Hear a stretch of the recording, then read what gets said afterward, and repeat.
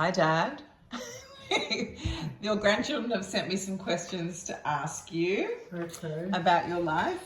Okay, the first one was, where were you born? In India.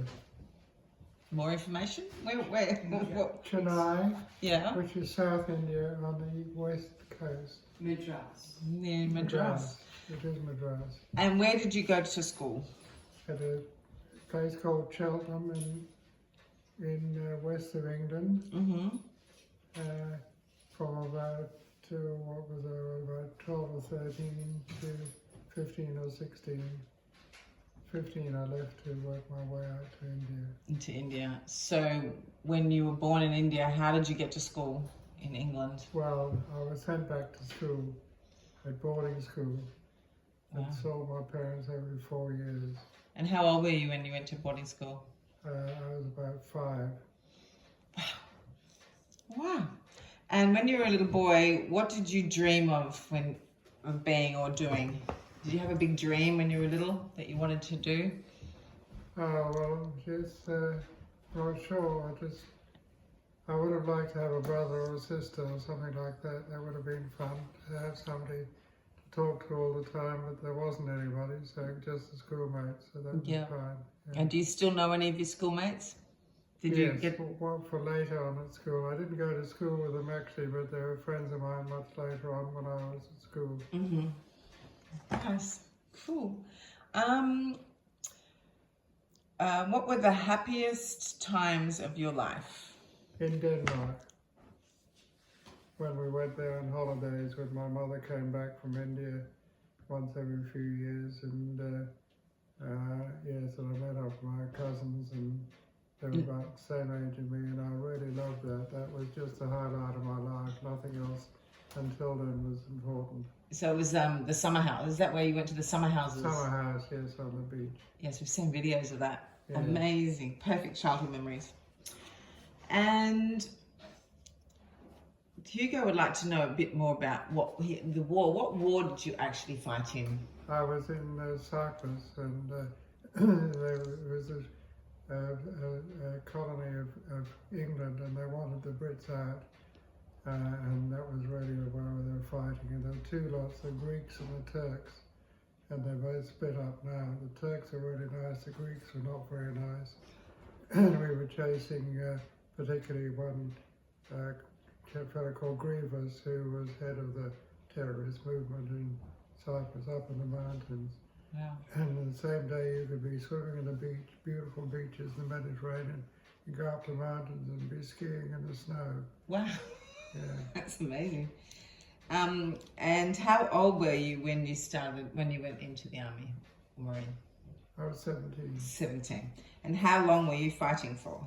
About, I was out there for about 8 or 10 months. Wow.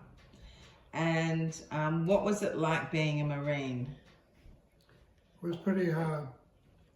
It was pretty tough because I wasn't a good runner. We had to do a lot of running, and I told you the other day. You know, one of them was speed march, 45 k's in 5 hours. With packs on? 20 k's on your back. And what rank did you get up to? Nothing past a Marine. Nothing past the Marine. In fact, I got into a lot of trouble because I went up for War Officer Selection Board, but I didn't want to become an officer because I would have been posted out of the Marines, and I joined the Marines to be a Marine. Just to say you stayed a Marine? Yes, but I got into strife because I didn't pass it. I failed it deliberately. Mm-hmm. So when did you, why did you leave? Why did you leave the Marines? Well, it was the end of my 2-year stint. Mm-hmm. And if I stayed on, I have to sign another 5 years, and I didn't want to do that. It was too long. Wow. And you went back to India? Yes. And what was some cool things that happened in India? I remember your friend, the Raj. That's a pretty exciting story. Yeah. What was happening there? I was posted back in Madras for a while. And I went to Pondicherry, which was a French colony, where everything was spoken French, and the gendarmes had their kepis, just like France. And then I went up to Hyderabad, where I met an Nizam of Hyderabad. In those days, he was the richest man in the world. So you're hanging out with the richest man in the Yeah, world. we hang out a lot. We used to go into the forest and sleep overnight in parachute silks to keep the mosquitoes off us. And then go around with a torch in the back of his Jeep, shining into the forest, and you pick up these eyes. You never knew quite whether there was a deer or something, where a little jungle cat or whatever it was. It was fascinating, loved it. Yeah, that's cool. So you went from, hey, I remember you telling us about the boats, you know, you had boats and all that luxury stuff, but you had the most fun hanging out at night time under parachute silks. Yeah. That's so cool. So what are the happiest things, a couple of the happiest moments in your life? Oh, I suppose when I met your mother in Bangkok. I was there. Yes, I remember. You were there, you were little. And we had to pick you out of a clong one day. You fell into those mucky, horrible, dirty clongs where all the refugees used to But otherwise, we'd go out most nights. We'd be dancing or whatever it was. We had a lot of fun in those days. How romantic. Oh, hey, he's looking at her. That's what he's looking. So that's one of the most happiest. Is there any other really amazing happy times that you remember? Well, it was just really Denmark, I suppose, and then meeting Mum, which changed your whole life because you came to Australia. Yes. What were the most challenging times in your life? Well, I was doing the commando school course. That was really, yeah.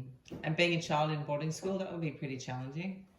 Being a child in boarding school on the other side of the world, that wasn't too good. No. And of course, when I worked my way to India on a tram boat at 15, the way I spoke classified me, because the English is a very stratified company. You could tell where people come from: Liverpool or Scotland or Wales or London Cockneys. They all had this accent, but there was what they call a posh accent, which went with a public school education. Right. And of course, you immediately stratified. And that didn't go down very well on the ship working down in the engine room. So we had a few fights and a few starches. And, because you were considered posh. But by the end of the trip, they were calling me Squire. There you go. There you go. And do you have one or two stories that stand out in your life looking back? Well, there's a couple of fairly big coincidences. One was when we were in Castle Hill, we were going to Mass, and when I came up, took the we're going back to my seat, and there was a girl standing there. It was a girl that I used to go out with in Bath in England when I was much younger. Saw every day for 18 months, every day, single day, and then she moved to London. But then she moved to Singapore, and her husband had moved up to Castle Hill. After all those years, she lived in Singapore, and all around I went to India. So that's amazing. Quite a coincidence, yeah. And there she was in our church. Yes. Did you hang out with her? Did you spend some time with her catching up? Yes, when her mother came out, and she remembered me, and I met her mother again, and yes, but we didn't see a lot of each other. Yeah. Because she was married then, of course. Yeah. Amazing. Any other inspirational, coincidental stories? Oh yes, there was one when I was in the Marines. We had a captain that came from overseas, and I went up for payday, and I got my pay, and he said something to me, and I said something back to him, and of course he knew that I went to public school. He said, "Where did you go to school?" And I said, "Cheltenham, sir." And he said, "Do you know what my name is?" And I said, "No." He said, "Well, it's Reeve." Now, there was a whole lot of playing fields in Cheltenham, and they were donated to him by his father. And he said, "What are you doing in the ranks?" I said, "I chose to be in the ranks." And he gave me hell after that. He put me inside for 2 days. I mean, we had no sleep at all. We slept on our feet. We had 17 hours sleep in 21 days. Jeez. Proper sleep. And he really gave me a lot of time.